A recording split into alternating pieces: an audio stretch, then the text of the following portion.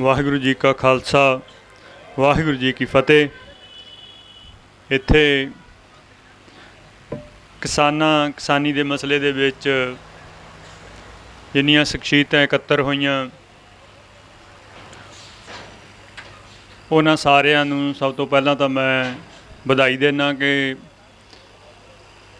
ਜਦੋਂ ਮੋਰਚੇ ਲੰਬੇ ਹੁੰਦੇ ਨੇ ਤਾਂ ਬਹੁਤ ਸਾਰੇ ਜਿਹੜੇ ਮਨੁੱਖ ਨੇ ਉਹਨਾਂ ਦੇ ਦਮ ਫੁੱਲਣ ਲੱਗ ਜਾਂਦੇ ਹੈ ਨਾ।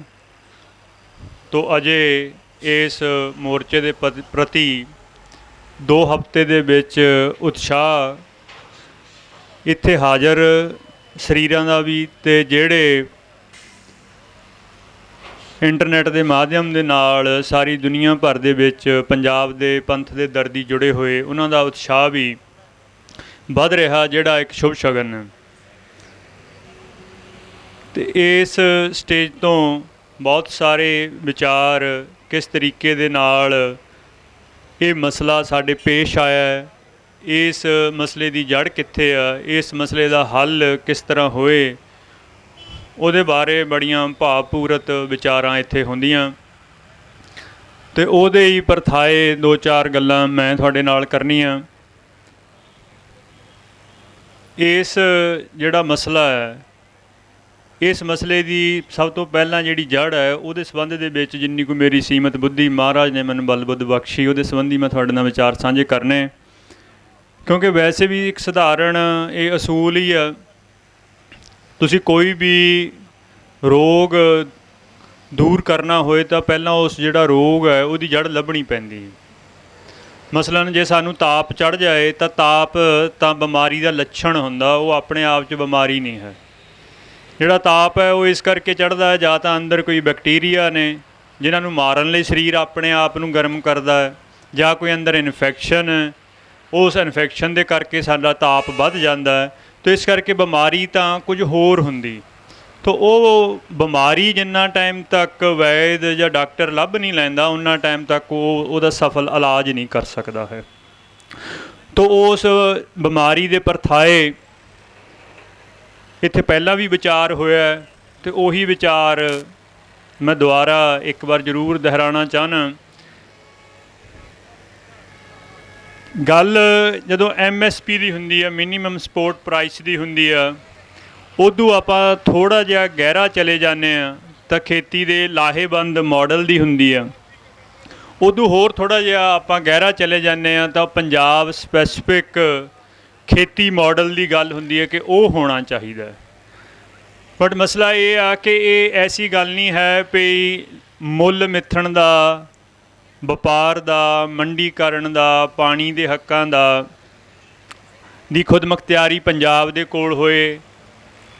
ਇਹ ਨਹੀਂ ਹੈ ਕਿ ਇੰਨੀ ਅਕਲ ਸਾਨੂੰ ਹੀ ਆ ਇਕੱਲਿਆਂ ਨੂੰ, ਵੀ ਪੰਜਾਬ ਦੇ ਵਿੱਚ ਕਿਸ ਤਰ੍ਹਾਂ ਦਾ ਸਫਲ ਮਾਡਲ ਹੋ ਸਕਦਾ ਹੈ, ਪੰਜਾਬ ਦੀ ਮਿੱਟੀ ਕਿਸ ਤਰ੍ਹਾਂ ਦੀ, ਪੰਜਾਬ ਦਾ ਪਾਣੀ ਕਿਸ ਤਰ੍ਹਾਂ ਦਾ, ਇੱਥੋਂ ਦੇ ਲੋਕਾਂ ਦਾ ਸੱਭਿਆਚਾਰ ਕਿੱਦਾਂ ਦਾ, ਇੱਥੋਂ ਦੇ ਜਿਹੜੇ ਮਨੁੱਖ ਹੈ ਉਹ ਕਿੰਨੇ ਕੁ ਮਿਹਨਤ ਕਸ਼ ਹੈ। ਇਹ ਨਹੀਂ ਹੈ ਕਿ ਇਕੱਲਾ ਸਾਨੂੰ ਹੀ ਪਤਾ, ਉਹ ਸਾਰਿਆਂ ਨੂੰ ਹੀ ਪਤਾ। ਅਤੇ ਰੌਲਾ ਇਹ ਆ ਵੀ ਜੇ ਸਾਰੀਆਂ ਗੱਲਾਂ ਦਾ ਪਤਾ ਹੈ ਅਤੇ ਪੰਜਾਬ ਦੇ ਵਿੱਚ ਲਾਹੇਵੰਦ ਤਰੀਕੇ ਦੇ ਨਾਲ ਮੁੱਲ ਕਿਉਂ ਨਹੀਂ ਤੈਅ ਕੀਤੇ ਜਾਂਦੇ, ਜਾਂ ਪੰਜਾਬ ਦੇ ਵਿੱਚ ਪੰਜਾਬ ਸਪੈਸੀਫਿਕ, ਪੰਜਾਬ ਕੇਂਦਰਿਤ ਖੇਤੀ ਮਾਡਲ ਕਿਉਂ ਨਹੀਂ ਅੱਜ ਤੱਕ ਜਿਹੜਾ ਉਹ ਸੈਂਟਰ ਦੀ ਸਰਕਾਰ ਹੈ ਉਹਨਾਂ ਨੇ ਲਾਗੂ ਕਿਉਂ ਨਹੀਂ ਕੀਤਾ। ਮੈਂ ਉਹਦੇ ਉੱਤੇ ਆਉਣਾ ਚਾਹੁੰਦਾ ਵੀ ਉਹ ਹੋ ਕਿਉਂ ਨਹੀਂ ਰਿਹਾ ਹੈ।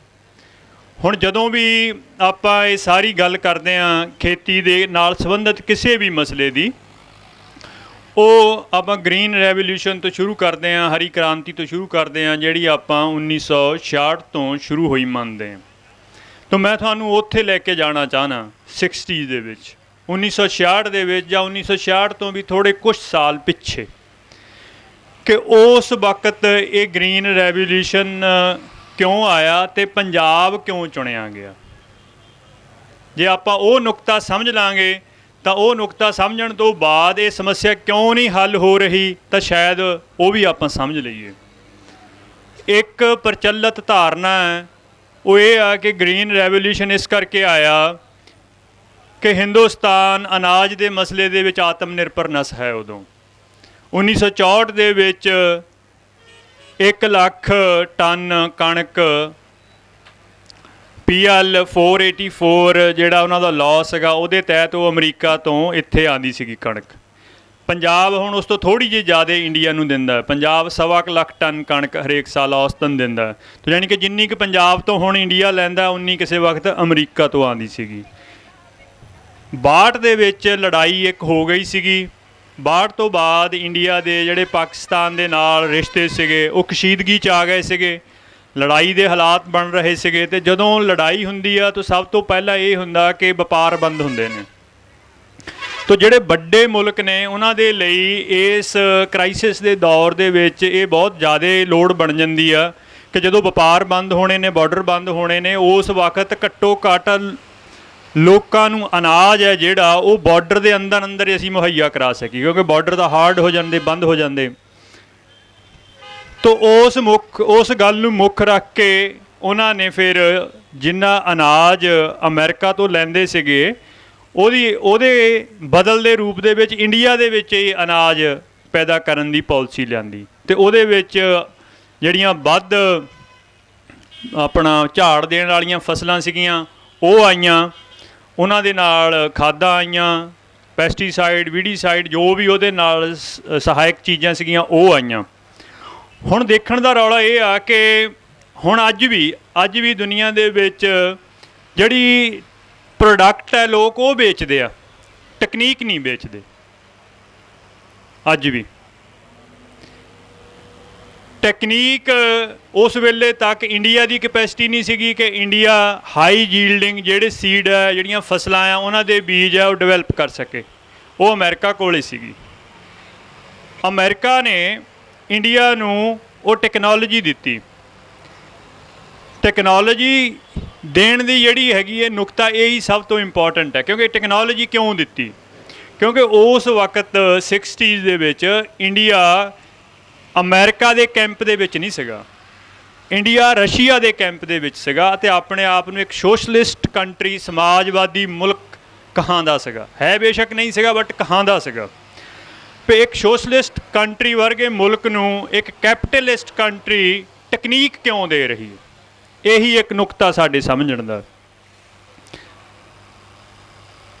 ਅਮਰੀਕਾ ਦਾ ਇੰਟਰਸਟ ਇੰਡੀਆ ਨੂੰ ਫੂਡ ਦੇ ਵਿੱਚ ਸੈਲਫ ਸਫੀਸ਼ੀਐਂਟ ਕਰਨ ਦੇ ਵਿੱਚ ਸੀਗਾ। ਉਹ ਕਿਉਂ ਸੀਗਾ? ਉਹਦਾ ਜ਼ਿਕਰ ਅਮਰੀਕਾ ਦੇ ਵਿੱਚ ਹੀ ਇੱਕ ਲਿਖਾਰੀ ਹੋਏ, ਉਹਨਾਂ ਨੇ ਆਪਣੀ ਇੱਕ ਕਿਤਾਬ ਲਿਖੀ, ਅਮਰੀਕਾਜ਼ ਕੋਲਡ ਵਾਰ ਬੈਟਲ ਅਗੇਂਸਟ ਦਾ ਪਾਵਰਟੀ ਇਨ ਏਸ਼ੀਆ।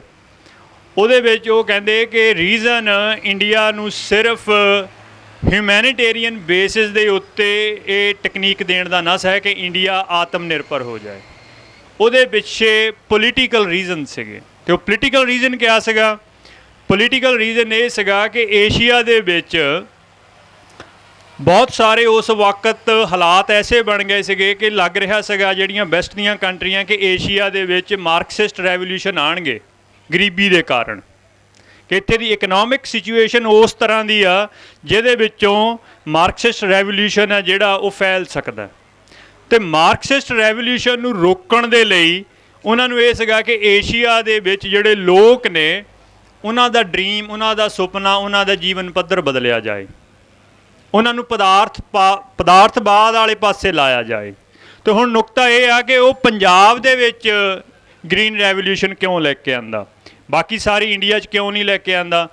ਉਹਦੀ ਵਜ੍ਹਾ ਇਹ ਹਿਸਟੋਰਿਕ ਹੈ ਕਿ ਇਸ ਖਿੱਤੇ ਦੇ ਵਿੱਚੋਂ ਹੀ ਸਿੱਖੀ ਦੇ ਇਨਫਲੂਐਂਸ ਕਰਕੇ ਹਿਸਟੋਰੀਕਲੀ ਉਸ ਪਿਛਲੇ 300 ਸਾਲ ਤੋਂ ਜਦੋਂ ਤੋਂ ਇੱਥੇ ਗੁਰੂ ਮਹਾਰਾਜ ਨੇ ਖਾਲਸਾ ਪ੍ਰਗਟ ਕੀਤਾ, ਉਸ ਤੋਂ ਬਾਅਦ ਇੱਥੋਂ ਦੇ ਲੋਕਾਂ ਨੇ ਅਣਥੱਕ ਇੱਥੇ ਸੰਘਰਸ਼ ਕੀਤਾ ਅਤੇ ਦੁਨੀਆ ਦੀਆਂ ਵੱਡੀਆਂ ਵੱਡੀਆਂ ਜਿਹੜੀਆਂ ਹਕੂਮਤਾਂ ਸੀਗੀਆਂ, ਚਾਹੇ ਉਹ ਅਫਗਾਨਾਂ ਦੀਆਂ ਸੀਗੀਆਂ, ਚਾਹੇ ਉਹ ਮੁਗਲਾਂ ਦੀਆਂ ਸੀਗੀਆਂ, ਚਾਹੇ ਉਹ ਬ੍ਰਿਟਿਸ਼ ਸੀਗੇ, ਉਹ ਇੱਥੋਂ ਚਲਦੀਆਂ ਕੀਤੀਆਂ ਸੀਗੀਆਂ।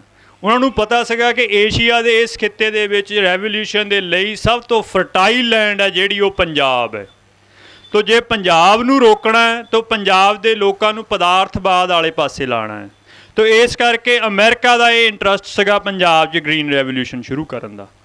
ਹੁਣ ਇਹਦੇ ਨਾਲ ਤੀਜੀ ਗੱਲ ਜੁੜਦੀ ਹੈ।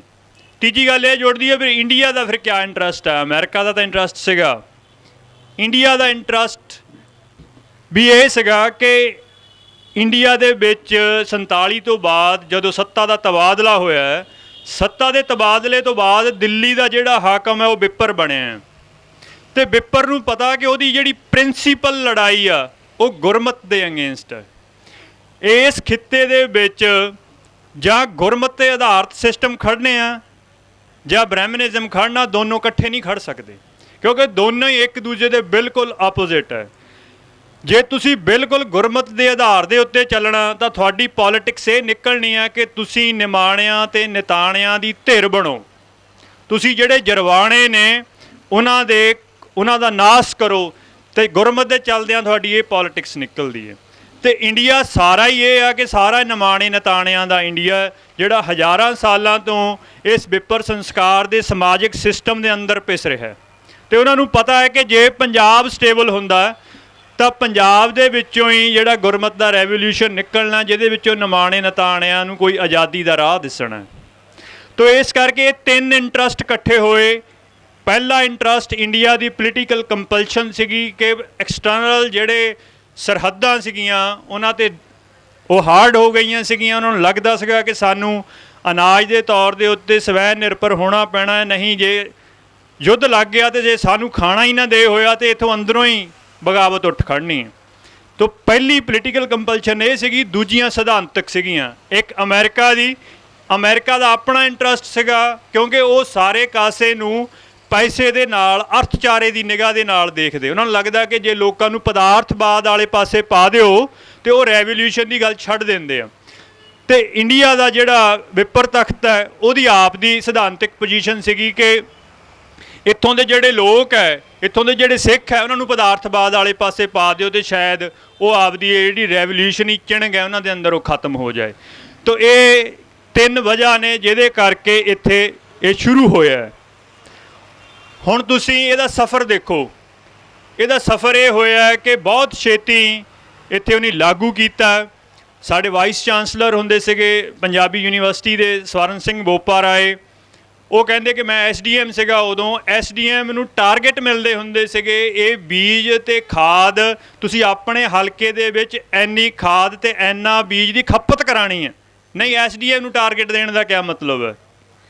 ਉਹਦੇ ਪਿੱਛੇ ਇਹ ਪੋਲੀਟੀਕਲ ਰੀਜ਼ਨ ਸੀਗੇ। ਚਲੋ ਉਹਨੇ ਲਾਗੂ ਕਰ ਦਿੱਤਾ। ਲਾਗੂ ਕਰਨ ਤੋਂ ਬਾਅਦ ਪਹਿਲੇ ਜਿਹੜੇ 5 ਜਾਂ 6 ਸਾਲ ਸੀਗੇ, ਉਹ 5-6 ਸਾਲ ਦੇ ਵਿੱਚ ਇੱਥੇ ਇਨਕਮ ਵੱਧ ਗਈ। ਇਨਕਮ ਵਧਣ ਦੇ ਨਾਲ ਜਿਹੜਾ ਇੱਥੋਂ ਦਾ ਆਮ ਕਿਸਾਨ ਹੈ ਉਹਦੀ ਡਰੀਮ ਵੱਧ ਗਈ, ਉਹਦਾ ਜਿਹੜਾ ਸੁਪਨਾ ਸੀਗਾ ਉਹ ਪਦਾਰਥਵਾਦੀ ਹੋ ਗਿਆ ਇੱਕ ਹੱਦ ਤੱਕ। ਅਤੇ ਉਹ ਪਦਾਰਥਵਾਦੀ ਸੁਪਨੇ ਦੇ ਹੋਣ ਦੇ ਕਾਰਨ ਇੱਥੋਂ ਦੀ ਇੱਕ ਸਮੱਸਿਆ ਖਤਮ ਹੋ ਗਈ, ਜਿਹੜੀ ਮਾਰਕਸਿਸਟ ਮੂਵਮੈਂਟ ਸੀਗੀ। ਜਿਹੜੇ ਬੰਦੇ ਸਾਰੇ ਸਿਰਫ ਅਰਥਚਾਰੇ ਦੀ ਨਜ਼ਰ ਤੋਂ ਹੀ ਇਸ ਸਾਰੀ ਦੁਨੀਆ ਨੂੰ ਦੇਖਦੇ ਸੀਗੇ, ਉਹ ਜਦੋਂ ਉਹਨਾਂ ਦਾ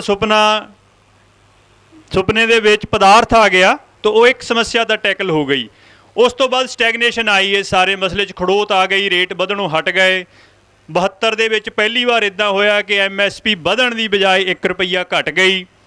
ਉਹ 1 ਰੁਪਈਆ ਘਟਣ ਦੀ ਵਜ੍ਹਾ ਕਰਕੇ ਹੀ ਕਿਸਾਨ ਯੂਨੀਅਨ ਬਣੀ। ਇੰਡੀਆ ਦੀ ਪਹਿਲੀ ਕਿਸਾਨ ਯੂਨੀਅਨ ਇਕੱਲੇ ਪੰਜਾਬ ਸਪੈਸੀਫਿਕ ਕਿਸਾਨ ਯੂਨੀਅਨ ਹੀ ਸੀਗੀ, ਜਿਹਨੂੰ ਪੰਜਾਬ ਖੇਤੀਬਾੜੀ ਜ਼ਿਮੀਂਦਾਰੀ ਯੂਨੀਅਨ ਕਹਿੰਦੇ ਸੀਗੇ। 72 ਤੋਂ ਲੈ ਕੇ 78 ਤੱਕ ਉਹ MSP ਨੂੰ ਲਾਹੇਬੰਦ ਕਰਨ ਦੇ ਲਈ ਲੜੇ।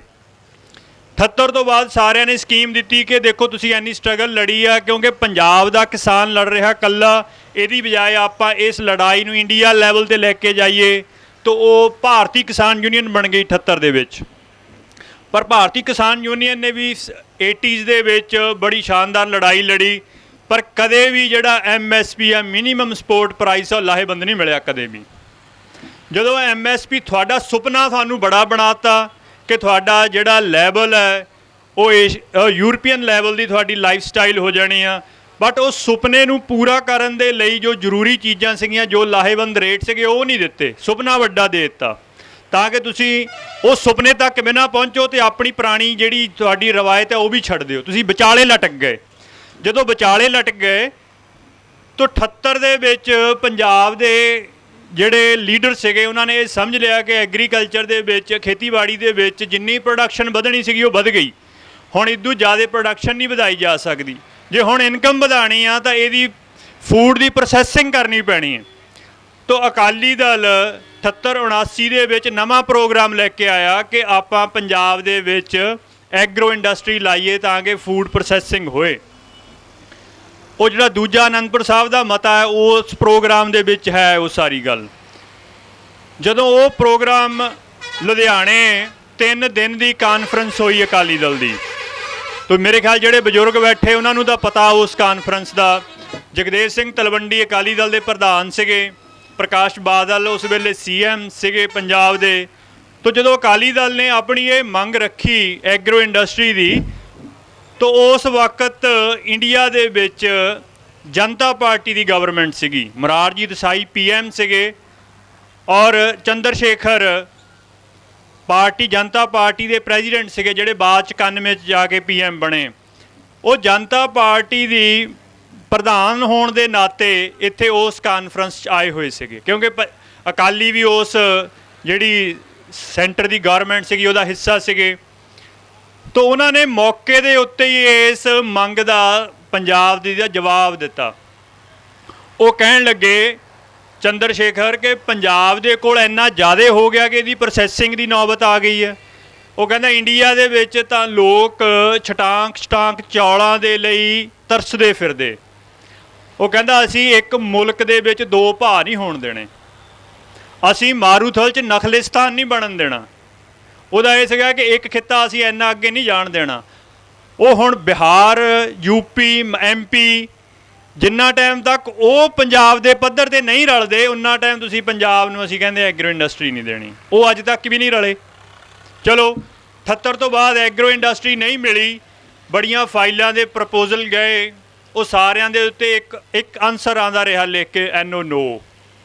ਆ ਚੰਡੀਗੜ੍ਹ ਪਿਛਲੇ ਇਸ ਸਿਆਲ ਦੇ ਵਿੱਚ ਹੀ ਅਸੀਂ ਇੱਕ ਸੈਮੀਨਾਰ ਕਰਾਇਆ। ਆਕਸਫੋਰਡ ਯੂਨੀਵਰਸਿਟੀ ਦੇ ਪ੍ਰੋਫੈਸਰ ਸੀਗੇ ਪ੍ਰੀਤਮ ਸਿੰਘ, ਉਹਨਾਂ ਨੇ ਇਹ ਗੱਲ ਪਬਲਿਕਲੀ ਕੀਤੀ। ਕਹਿੰਦੇ ਕਿ ਇੱਕ ਬਿਊਰੋਕਰੈਟ ਨੇ ਮੈਨੂੰ ਦੱਸਿਆ ਵੀ ਅਸੀਂ ਪੰਜਾਬ ਦੇ ਇੰਟਰਨੈਸ਼ਨਲ ਵਪਾਰ ਦੇ ਪਲੱਸ ਜਿਹੜੀ ਖੇਤੀਬਾੜੀ ਨਾਲ ਸੰਬੰਧਿਤ ਵਪਾਰ ਹੈ ਅਤੇ ਐਗਰੋ ਇੰਡਸਟਰੀ ਦੇ ਬੜੇ ਪ੍ਰਪੋਜ਼ਲ ਭੇਜੇ। ਇੱਕ ਅੱਖਰ ਦੇ ਵਿੱਚ ਉੱਤਰ ਆਉਂਦਾ ਸੀਗਾ NO। ਜਦ ਐਗਰੋ ਇੰਡਸਟਰੀ ਨਹੀਂ ਹੋਈ, ਘਾਟੇ ਲਗਾਤਾਰ ਵੱਧਦੇ ਗਏ, ਸੁਪਨੇ ਤੁਹਾਡੇ ਲਗਾਤਾਰ ਵੱਡੇ ਕਰ ਦਿੱਤੇ। ਅਗਲਾ ਫੇਜ਼ ਕਿਸਾਨਾਂ ਦਾ ਸਟਰਗਲ ਦਾ ਕਾਹਦਾ ਆਇਆ? ਅਗਲਾ ਫੇਜ਼ ਦੀ ਲੜਾਈ ਹੋਈ ਕਰਜ਼ਾ ਮੁਕਤੀ ਦੀ। ਫਿਰ ਕਰਜ਼ਾ ਮੁਕਤੀ ਦੇ ਘੋਲ ਹੋਏ, ਪਰ ਕਰਜ਼ਾ ਮੁਕਤੀ ਵੀ ਨਹੀਂ ਹੋਈ ਕਦੇ। ਜਦ ਕਰਜ਼ੇ ਦੀ ਪੰਡ ਐਡੀ ਭਾਰੀ ਹੋ ਗਈ ਕਿ ਉਹ ਚੱਕਣੀ ਸਹਿ ਹੋ ਗਈ, ਫਿਰ ਪੰਜਾਬ ਦੇ ਕੋਲ 3 ਆਪਸ਼ਨਾਂ ਸੀਗੀਆਂ। ਇੱਕ ਆਪਸ਼ਨ ਬਹੁਤੇ ਬੰਦਿਆਂ ਨੇ ਇਹ ਚੁਣੀ ਕਿ ਇਸ ਨਾ ਉਮੀਦੀ ਦੇ ਵਿੱਚ ਉਹ ਆਤਮ ਹੱਤਿਆ ਦੇ ਰਾਹ ਪਏ। ਇੱਕ ਨੇ ਇੱਥੋਂ ਮਾਈਗ੍ਰੇਸ਼ਨ ਚੁਣੀ ਤੇ ਇੱਕ ਨੇ ਸਟਰਗਲ ਚੁਣੀ। ਕਿਸਾਨ ਯੂਨੀਅਨਾਂ ਤੇ ਕਿਸਾਨਾਂ ਦੀ ਸਟਰਗਲ ਲਾਹੇਵੰਦ ਰੇਟ ਲੈਣ ਤੋਂ ਸ਼ੁਰੂ ਹੋਈ ਸੀਗੀ 72 'ਚ, ਉਹ ਨਹੀਂ ਦਿੱਤੇ। ਫਿਰ ਐਗਰੋ ਇੰਡਸਟਰੀ ਹੋਈ, ਉਹ ਵੀ ਨਹੀਂ ਦਿੱਤੀ। ਫਿਰ ਕਰਜ਼ਾ ਮੁਕਤੀ ਦੀ ਗੱਲ ਆਈ, ਉਹ ਵੀ ਨਹੀਂ ਮਿਲਿਆ। ਹੁਣ ਕਾਹਦੇ 'ਤੇ ਸਟਰਗਲ ਹੋ ਰਹੀ? ਫਾਰਮ ਸੁਈਸਾਈਡ 'ਤੇ, ਖੇਤੀਬਾੜੀ ਨਾਲ ਸੰਬੰਧਿਤ ਆਤਮ ਹੱਤਿਆਵਾਂ 'ਤੇ। ਹੱਲ ਉਹ ਵੀ ਨਹੀਂ ਹੋਈ। ਕਿਉਂ ਨਹੀਂ ਹੱਲ ਹੋ ਰਹੀ? ਇਹ ਨਹੀਂ ਹੈ ਕਿ ਉਹਨਾਂ ਨੂੰ ਪਤਾ ਨਹੀਂ ਹੈ, ਉਹਨਾਂ ਦੀ ਆਪ ਦੀ ਪੈਦਾ ਕੀਤੀ ਹੋਈ ਇਹ ਸਥਿਤੀ ਆ। ਉਹਨਾਂ ਨੂੰ ਪਤਾ ਹੈ ਕਿ ਜੇ ਇਹ ਸਾਊਥ ਏਸ਼ੀਆ ਦੀ ਲੋਕਾਂ ਦੀ ਮੁਕਤੀ ਦਾ ਜਿਹੜਾ ਰਾਹ ਹੈ, ਉਸ ਰਾਹ ਦਾ ਜਿਹੜਾ ਸੁੰਮ ਹੈ ਉਹ ਪੰਜਾਬ 'ਚੋਂ ਫੁੱਟਣਾ ਹੈ। ਇਸ ਕਰਕੇ ਪੰਜਾਬ ਨੂੰ ਡੀਸਟੇਬਲਾਈਜ਼ ਕਰਨਾ ਹੈ ਅਤੇ ਉਹ ਬੜੇ ਹੱਦ ਤੱਕ ਉਹਨਾਂ ਨੇ ਕਰ ਦਿੱਤਾ ਹੈ। ਅੱਜ ਆਪਾਂ ਗੱਲ ਕਰਦੇ ਹਾਂ ਕਿ ਜੇ ਇਹ ਐਕਟ ਆ ਗਏ, ਜੇ ਇਹ ਐਕਟ ਲਾਗੂ ਹੋ ਗਏ ਅਤੇ ਇਹ ਐਕਟ ਲਾਗੂ ਹੋਣ ਦੇ ਨਾਲ ਬਹੁਤ ਸਾਰੇ ਕਿਸਾਨਾਂ ਨੇ ਖੇਤੀ ਛੱਡ ਦੇਣੀ ਆ, ਉਹ ਕਰ ਨਹੀਂ ਸਕਣਗੇ, ਕਾਰਪੋਰੇਟ ਨੇ ਲੈ ਲੈਣੀ ਆ। ਮੇਰਾ ਦੁਆਬੇ ਤੋਂ ਨਵਾਂ ਸ਼ਹਿਰ ਜ਼ਿਲ੍ਹਾ ਹੈ, ਸਾਡੇ ਆਲਰੇਡੀ ਕਿਸਾਨ ਖੇਤੀ ਛੱਡ ਚੁੱਕੇ। ਜਿਹੜਾ ਅੱਜ ਸਾਡਾ ਨੌਜਵਾਨ ਬਾਹਰ ਜਾ ਰਿਹਾ, ਉਹ ਕਿਉਂ ਜਾ ਰਿਹਾ? ਕਿ ਉਹਨਾਂ ਨੂੰ ਜਿਹੜਾ ਉਹਨਾਂ ਨੇ 1966 ਤੋਂ ਬਾਅਦ ਇੱਕ ਡਰੀਮ ਦਿਖਾਇਆ ਸੀਗਾ, ਪਦਾਰਥਵਾਦ ਦਾ ਡਰੀਮ, ਉਹ ਉਸ ਸੁਪਨੇ ਨੂੰ ਪੂਰਾ ਕਰਨ ਉੱਥੇ ਜਾ ਰਹੇ। ਹੁਣ ਰੌਲਾ ਇਹ ਆ ਕਿ ਜੇ ਕਿਸਾਨ ਜਾਂ ਪੰਜਾਬ ਦਾ ਜਿਹੜਾ ਇਹ ਖਿੱਤੇ ਦੇ ਲੋਕ ਹੈ, ਉਹਨਾਂ ਨੂੰ ਇਸ ਰਸਤੇ ਪਾਇਆ ਗਿਆ ਡੈਲੀਬਰੇਟਲੀ, ਜਾਣ ਕੇ। ਤਾਂ ਕਿ ਇੱਥੋਂ ਦੀ ਜਿਹੜੀ ਸੁਸਾਇਟੀ ਆ, ਇੱਥੋਂ ਦੀ ਜਿਹੜੀ ਸੱਭਿਅਤਾ ਆ, ਉਹ ਟੋਟਲ ਡਿਸਟਰੋਏ ਹੋ ਜਾਏ, ਤਾਂ ਕਿ ਇੱਥੋਂ ਰੈਵੋਲਿਊਸ਼ਨ ਦੇ ਹਾਲਾਤ ਨਾ ਰਹਿ ਜਾਣ। ਹੁਣ ਜਦੋਂ ਤੁਸੀਂ ਪਾਣੀ, ਜਿਹੜਾ ਪੰਜਾਬ ਦਾ ਪਾਣੀ ਦੀ ਗੱਲ ਕਰਦੇ ਆ, ਤੁਸੀਂ ਇਹਦੇ ਨਾਲ ਜੋੜ ਕੇ ਦੇਖੋ, ਪੰਜਾਬ ਦਾ ਸਭ ਤੋਂ ਵੱਡਾ ਜਿਹੜਾ ਪਾਣੀ ਦਾ ਇਸ ਵੇਲੇ ਦਰਿਆ ਚੱਲਦਾ ਉਹ ਰਾਜਸਥਾਨ ਨੂੰ ਚੱਲਦਾ। ਸਤਲੁਜ ਤਾਂ ਉਨਾ ਪਾਣੀ ਹੈ ਹੀ ਨਹੀਂ ਜਿੰਨਾ ਰਾਜਸਥਾਨ ਨੂੰ ਜਾਂਦਾ। 18,000 ਕਿਊਸਿਕ ਕਪੈਸਿਟੀ ਦੀ ਨਹਿਰ ਰਾਜਸਥਾਨ ਨੂੰ ਜਾਂਦੀ ਹੈ। ਰੋਪੜ ਤੋਂ ਸਤਲੁਜ ਦੇ ਵਿੱਚ ਸਾਉਣ ਭਾਦੋਂ ਦੇ ਦਿਨਾਂ ਦੇ ਵਿੱਚ ਵੀ ਰੋਪੜ ਹੈੱਡ ਤੋਂ 10,000 ਕਿਊਸਿਕ ਤੋਂ ਪਾਣੀ ਟੱਪਦਾ ਨਹੀਂ ਹੈ। ਮੇਰੇ ਕੋਲ ਪਿਛਲੇ ਸਾਲ ਦਾ ਡਾਟਾ ਪਿਆ, 10,000 ਤੋਂ ਸਾਉਣ ਭਾਦੋਂ 'ਚ ਵੀ ਨਹੀਂ ਟੱਪਿਆ ਹੈ। ਜਦੋਂ ਇੱਕ ਦਿਨ ਹੜ੍ਹ ਆਏ ਉਸ ਦਿਨ ਟੱਪਿਆ 10,000 ਤੋਂ, ਨਹੀਂ 10,000 ਤੋਂ ਥੱਲੇ ਹੁੰਦਾ ਸਤਲੁਜ ਰੋਪੜ ਤੋਂ ਪਾਣੀ, ਅਤੇ ਉੱਥੇ ਨੂੰ 18,000 ਕਿਊਸਿਕ ਦੀ ਨਹਿਰ ਜਾ ਰਹੀ। ਉਹ ਨਹਿਰ ਉੱਥੇ ਦੇ ਫਾਇਦੇ ਲਈ ਨਹੀਂ ਜਾ ਰਹੀ। ਨਹਿਰ ਜਾਣ ਦਾ ਸਮਝੌਤਾ ਹੋਇਆ 61 'ਚ, ਫਿਰੋਜ਼ਪੁਰ ਦਾ ਹੈੱਡ ਬਣਿਆ 49 'ਚ। ਫਿਰੋਜ਼ਪੁਰ ਦਾ ਹੈੱਡ ਬਣਾਉਣ ਵੇਲੇ 1949 ਦੇ ਵਿੱਚ ਹੀ 18,000 ਕਿਊਸਿਕ ਦੇ ਪਾਣੀ ਲੈ ਕੇ ਜਾਣ ਦੇ ਜਿਹੜੇ ਦਰਵਾਜ਼ੇ ਉਹ ਉਦੋਂ ਹੀ ਛੱਡੇ ਹੋਏ ਸੀਗੇ। 1849 ਦਾ ਕੋਈ ਪਲੈਨਿੰਗ ਨਹੀਂ ਸੀਗੀ, ਕੋਈ ਸਕੀਮ ਨਹੀਂ ਸੀਗੀ ਉਹ ਨਹਿਰ ਭੇਜਣ ਦੀ। ਅਤੇ ਉਹ ਨਹਿਰ ਨੇ America the bureau of recommendation ਹੈ, ਇੰਡੀਆ ਨੇ ਉਹਦੇ ਤੋਂ ਪੁੱਛਿਆ ਕਿ ਅਸੀਂ ਆਹ ਪ੍ਰੋਜੈਕਟ ਬਣਾਈਏ, ਤੁਹਾਡੀ ਕਿਆ ਰਿਕਮੈਂਡੇਸ਼ਨ ਹੈ। ਉਹਨੇ ਕਿਹਾ ਕਿ ਬਿਲਕੁਲ ਫਲॉप, ਇਹ ਤੁਹਾਡੀ ਸਕੀਮ ਹੈ, ਤੁਹਾਨੂੰ ਇਹ ਨਹਿਰ ਨਹੀਂ ਬਣਾਉਣੀ ਚਾਹੀਦੀ। ਅਤੇ ਚਲੋ ਇੰਡੀਆ ਨੇ ਉਹ ਰਿਕਮੈਂਡੇਸ਼ਨ ਨਹੀਂ ਮੰਨੀ, ਨਹਿਰ ਬਣਾਤੀ। 1965 ਤੋਂ ਲੈ ਕੇ 1975 ਤੱਕ ਰਾਉਤਸਰ ਤੋਂ ਲੈ ਕੇ ਸੂਰਤਗੜ੍ਹ ਤੱਕ ਉੱਥੇ ਟਿੱਬੇ ਨੇ, ਮਤਲਬ 60 ਕਿਲੋਮੀਟਰ ਲੰਬੇ ਹੋਣੇ ਟਿੱਬੇ। ਉਹ ਟਿੱਬਿਆਂ ਦੇ ਵਿੱਚ ਜਿੰਨਾ ਪਾਣੀ ਰਾਉਤਸਰ ਤੋਂ ਪਿੱਛੇ ਵਰਤਿਆ ਗਿਆ, ਬਾਕੀ ਸਾਰੀ ਦੀ ਸਾਰੀ ਨਹਿਰ ਉਹਨਾਂ ਟਿੱਬਿਆਂ 'ਚ ਜਾ ਕੇ ਛੱਡ ਦਿੰਦੇ ਰਹੇ, ਔਰ 10 ਸਾਲ ਪਾਣੀ ਉੱਥੇ ਪੈਂਦਾ ਰਿਹਾ ਟਿੱਬਿਆਂ 'ਚ। ਇਹ ਕੋਈ ਸੁਣੀ ਸੁਣਾਈ ਗੱਲ ਨਹੀਂ ਹੈ, ਮੇਰੀ ਦੇਖੀ ਗੱਲ ਹੈ। ਅੱਜ ਵੀ ਉੱਥੇ ਇੱਕ ਬਡੁੱਪਲ ਪਿੰਡ ਹੈ, ਬਡੁੱਪਲ, ਜਿਹੜਾ ਬਡੁੱਪਲ ਪਿੰਡ ਹੈ ਉੱਥੇ ਅੱਜ ਵੀ ਉਸ ਵੇਲੇ ਤੋਂ 1965 ਤੋਂ 75 ਤੱਕ ਜਿਹੜਾ ਪਾਣੀ ਛੱਡਿਆ ਹੈ, ਉਸ ਵੇਲੇ ਦੇ ਛੱਡਿਆ ਹੋਇਆ ਪਾਣੀ ਅੱਜ ਤੱਕ ਖੜਾ ਹੈ, ਅੱਜ ਤੱਕ। ਅਤੇ ਪਿੰਡ ਵੀ ਉਹ ਕਿਸੇ ਆਮ ਬੰਦੇ ਦਾ ਨਹੀਂ ਸੀਗਾ, ਮਨਫੂਲ ਸਿੰਘ ਭਾਦੂ ਦਾ ਪਿੰਡ ਸੀਗਾ, ਜਿਹੜਾ ਇੰਦਰਾ ਗਾਂਧੀ ਦੀ ਸਰਕਾਰ ਦੇ ਵਿੱਚ ਮੰਤਰੀ ਰਿਹਾ, ਅਤੇ ਉਸ ਪਿੰਡ 'ਚ ਉਸ ਵੇਲੇ ਦੇ ਛੱਡੇ ਹੋਏ ਪਾਣੀ ਕਰਕੇ ਅੱਜ ਤੱਕ ਸੇਮ ਹੈ। ਤੋ ਜਾਣੀ ਕਿ ਪਾਣੀ ਰਾਜਸਥਾਨ ਨੂੰ ਫਾਇਦਾ ਦੇਣ ਲਈ ਨਹੀਂ ਛੱਡਿਆ, ਪੰਜਾਬ ਦੀ ਸੱਭਿਅਤਾ ਉਜਾੜਨ ਲਈ ਲਿਆ ਹੈ। ਤੋ ਇਸ ਕਰਕੇ ਆਪਣੇ ਲਈ ਇਹ ਨੁਕਤਾ ਸਮਝਣਾ ਬਹੁਤ ਜ਼ਰੂਰੀ ਆ ਕਿ ਜਿਸ ਨੁਕਤੇ, ਜਿਨ੍ਹਾਂ ਰਿਆਇਤਾਂ ਦੇ ਲਈ ਅਸੀਂ ਲੜਾਈ ਲੜ ਰਹੇ ਹਾਂ, ਉਹ ਰਿਆਇਤਾਂ ਸਾਨੂੰ ਮਿਲਣੀਆਂ ਨਹੀਂ ਹਨ। ਜਿਹਦੇ ਕੋਲੋਂ ਅਸੀਂ ਰਿਆਇਤ ਮੰਗਣ ਜਾ ਰਹੇ ਹਾਂ, ਉਹਨੇ ਸਾਰਾ ਪ੍ਰੋਜੈਕਟ ਹੀ ਸਾਨੂੰ ਉਜਾੜਨ ਲਈ ਸ਼ੁਰੂ ਕੀਤਾ, ਉਹ ਸਾਨੂੰ ਰਿਆਇਤ ਕਿੱਥੋਂ ਦੇ ਦੇਗਾ। ਇਹ ਤਾਂ ਅਸੀਂ ਬਹੁਤ ਭੋਲੇ ਹਾਂ, ਬਹੁਤ ਭੋਲੇ ਹਾਂ। ਮੈਂ ਇੱਕ ਸਧਾਰਨ ਜੀ ਗੱਲ ਸਾਰਿਆਂ ਨੂੰ ਪੁੱਛਿਆ ਵੀ ਠੀਕ ਹੈ, ਤੁਸੀਂ 1972 ਤੋਂ MSP ਦਾ ਲਾਹੇਵੰਦ ਰੇਟ ਲੈਣ ਲਈ ਲੜਾਈ ਲੜ ਰਹੇ, 1972 ਤੋਂ ਲੈ ਕੇ ਅੱਜ ਤੱਕ ਇੱਕ ਸਾਲ ਗਣਾਓ ਜਦੋਂ ਤੁਹਾਨੂੰ ਨਹੀਂ ਸੁਣਿਆ ਹੋਏ। ਰੇਟ ਦੇਣਾ ਤਾਂ ਬਹੁਤ ਦੂਰ ਦੀ ਗੱਲ ਹੈ, ਤੁਹਾਨੂੰ ਸੁਣਿਆ ਹੋਏ। ਤੁਹਾਨੂੰ ਕਦੇ ਵੀ ਉਹਨੇ ਸੰਸਦ ਮਾਰਗ ਦਾ ਥਾਣਾ ਟੱਪਣ ਨਹੀਂ ਦਿੱਤਾ ਹੈ, ਕਦੇ ਵੀ। ਉਹ ਇਹ ਸਾਰਾ ਕੁਛ ਇੰਟੈਂਸ਼ਨਲੀ ਆ। ਇਸ ਕਰਕੇ ਅਸੀਂ ਇਸ ਸਮੱਸਿਆ ਨੂੰ ਸਮਝੀਏ। ਇਸ ਸਮੱਸਿਆ ਦੀ ਜੜ੍ਹ ਅਰਥਚਾਰੇ 'ਚ ਨਹੀਂ ਹੈ, ਇਸ ਸਮੱਸਿਆ ਦੀ ਜੜ੍ਹ ਪੋਲੀਟਿਕਸ ਦੇ ਵਿੱਚ ਹੈ, ਅਤੇ ਬਹੁਤ ਡੀਪ ਪੋਲੀਟਿਕਸ ਦੇ ਵਿੱਚ ਹੈ। ਇਸ ਸਮੱਸਿਆ ਦੀ ਜੜ੍ਹ ਤੁਹਾਡੇ ਜਿਹੜਾ ਸਰਬੱਤ ਦੇ ਭਲੇ ਦਾ ਤੁਹਾਡਾ ਕਨਸੈਪਟ ਹੈ ਉਹਦੇ ਵਿੱਚ ਹੈ। ਉਹਨੂੰ ਡਿਸਟਰੋਏ ਕਰਨ ਦਾ ਇਹ ਸਾਰਾ ਪ੍ਰੋਜੈਕਟ ਹੈ। ਸਾਰੇ ਇੰਡੀਆ ਦੇ ਵਿੱਚ ਜਾਓ, ਉੱਥੇ ਤੁਸੀਂ ਸਟਰਗਲ ਕਰੋ, ਕੋਈ ਮਤਲਬ ਹੀ ਨਹੀਂ ਹੈ ਕਿ ਕੋਈ ਤੁਹਾਡੇ ਲਈ ਫ੍ਰੀ ਦੇ ਵਿੱਚ ਲੰਗਰ ਲਾ ਦੇ। ਇਹ ਤੁਸੀਂ ਆ ਕਿ ਜਿਹੜੇ ਇੰਡੀਆ ਦੇ ਵਿੱਚ ਕਿਤੋਂ ਵੀ ਆ ਜਾਏ ਕੋਈ ਪ੍ਰੋਟੈਸਟ ਕਰਨ, ਦਿੱਲੀ, ਜਿਹਨੂੰ ਤੁਸੀਂ ਰਕਾਬਗੰਜ ਰਹਿਣ ਦੇ ਲਈ ਛੱਤ ਦਿੰਦੇ ਆ ਅਤੇ ਖਾਣ ਦੇ ਲਈ ਖਾਣਾ ਦਿੰਦੇ, ਔਰ ਹਜ਼ਾਰਾਂ ਦੀ ਗਿਣਤੀ 'ਚ ਲੋਕ ਆਉਂਦੇ ਅਤੇ ਸਾਰਿਆਂ ਨੂੰ ਦਿੰਦੇ ਆ। ਕਿਸੇ ਦੀ ਜਾਤ ਨਹੀਂ ਪੁੱਛਦੇ, ਕਿਸੇ ਦੀ ਪੋਲੀਟੀਕਲ ਆਈਡੀਓਲੋਜੀ ਦੀ ਨਹੀਂ ਪੁੱਛਦੇ। ਇਸ ਗੱਲ ਤੋਂ ਤੁਹਾਡੇ ਗੁਣਾਂ ਤੋਂ ਨਫ਼ਰਤ ਹੈ।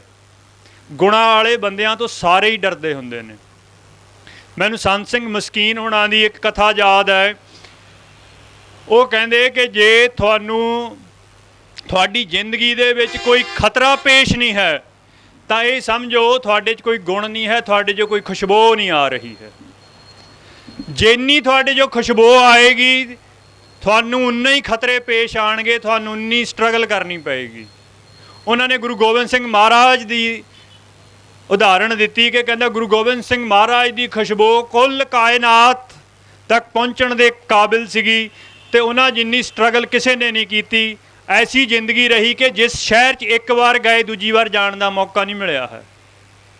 ਇਹ ਤੁਹਾਡੀ ਖੁਸ਼ਬੂ ਆ, ਤੁਹਾਡੇ ਗੁਣਾਂ ਦੀ, ਤੁਹਾਡੇ ਉਸ ਕਨਸੈਪਟ ਦੀ ਜਿਹੜਾ ਗੁਰੂ ਨਾਨਕ ਦੇਵ ਮਹਾਰਾਜ ਨੇ ਤੁਹਾਨੂੰ ਦਿੱਤਾ ਸਰਬੱਤ ਦੇ ਭਲੇ ਦਾ, ਉਸ ਗੁਣਾਂ ਕਰਕੇ, ਇਸ ਸਿਫਤਾਂ ਦੇ ਕਰਕੇ ਅੱਜ ਸਾਨੂੰ ਇਸ ਸਮੱਸਿਆ ਦੇ ਵਿੱਚ ਪੈਣਾ ਪਿਆ ਹੋਇਆ।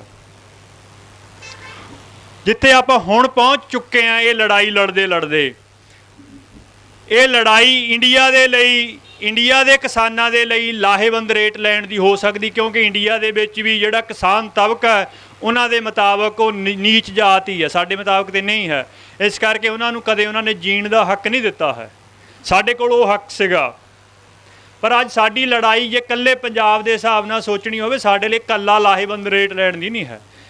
ਸਾਡੀ ਤਾਂ ਲੜਾਈ ਇਦੋਂ ਅੱਗੇ ਇਕੋਲੋਜੀ 'ਤੇ ਚਲੀ ਗਈ।